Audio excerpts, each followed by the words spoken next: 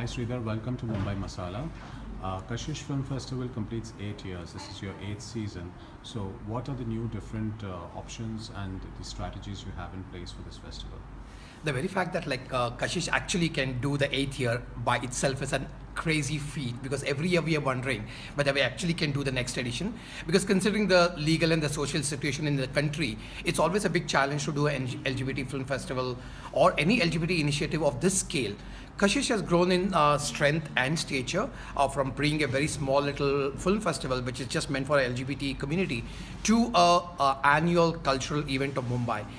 So the 8th year actually holds a lot of promise. We are showing 147 films from 45 countries, and it's continues to be the South Asia's biggest LGBTQ film festival.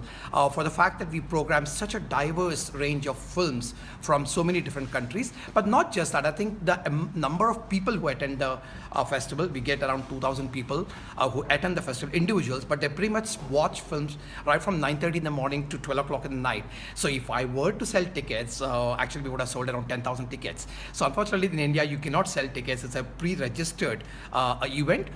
So Kashish actually is an amazing space for not just the LGBT community to come and be part of one of the biggest pride events in India, but also for non-LGBT community to come and see what LGBT community's lives are. Because they have these misconceptions, who are gay men, who are lesbians, who are transgender, are they people with horn, tail, what do they do they have sex all the time? So these are the kind of misconceptions we want to kind of remove by showing the films from all over the world. And this year, in fact, I think one of the key things is we have upgraded the entire quality of films, because we got close to 1,200 films, from which we had to can really select 147 films, which means that we had to get the best of the best. We are of course sorry to lose out on a lot of really good films also, but the fact is that we really want to bring the best of global LGBT cinema to Kashish. And this year the competition is very, very fierce, because the cash awards has gone up. It's right now 2.25 lakhs.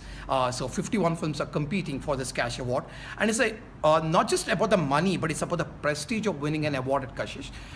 We have 5 very, very eminent jury members this year. What is interesting is this year, I think they're highly qualified jury members. And yesterday we had a press conference, and they said that we are only looking for quality. There will be no concession made just because it's an LGBT film. We are looking for technical quality. We're looking for narrative style of filmmaking. So they're looking for that. This is Anjum Rajabali, very, very well-known screenwriter of films like Gulam, Rajniti, and China Gate. And we have Jabin Merchant, who has edited films like NH10 and Manorama 6 Feet Under. We have Vinta Nanda, who has made countless serials, including Tara, one of our famous films, and she also made this film White Noise. We have Asim Chabra from New York, who's going to come specially for the festival. He's a curator, a festival director of the New York Indian Film Festival, and also written the book on Shashi Kapoor recently, which was very, very well received. We have Lubna Salim, a very, very well-known theatre actress and television actress. Her famous serial has been Baba or Baby, and of course countless other serials. We have an additional jury member, Roy Wadia, who judges one of the categories. So with such eminent personalities actually being part of the jury, we really think the stakes are really high, very, very high at Kashish this year. What kind of films have you actually made sure make an entry into this particular season? Right. So one of the things is I think, as I said, the quality of the content has to be really good, but also we're looking at diversity of experiences. This year's theme is Diverse One. Diverse One is we are all diverse, we are all one. That's the theme of it. So we are actually talking about diversity of identities, LGBTQ, asexual, polygamy, and also questioning. A lot of people are in this gray area where they're questioning their sexuality. So we have films on different identities, but I think the diversity also includes idea of diversity of abilities. Somebody who is disabled in terms of either a hearing impairment or a speech impairment, or a paraplegic person who's queer. So how does that person negotiate his two identities, his or her two identities about being queer and also being disabled? So I think that's one of the focus. We have quite a few wonderful films focused on this particular issue. The third idea of diversity is also ethnicity. I mean, people who are different from different race, religion, caste. So how do they all come together if they fall in love? What are the complexities? I think also one of the key things is like in terms of diversity of body types. I think there's this big stigma about somebody who's bulkier or somebody who's dark. So we are trying to say through the films that it's okay, whatever body type you do, you are okay. You can be you should find love. You should be able to live happily if there's kind of acceptance around. So these are some of the ideas of diversity we are trying to bring into the festival through the films we are showing. So yeah, I mean, apart from the quality of the content, we're also looking at the diversity of subject matter. And the other key thing is also diversity of where the film is being made.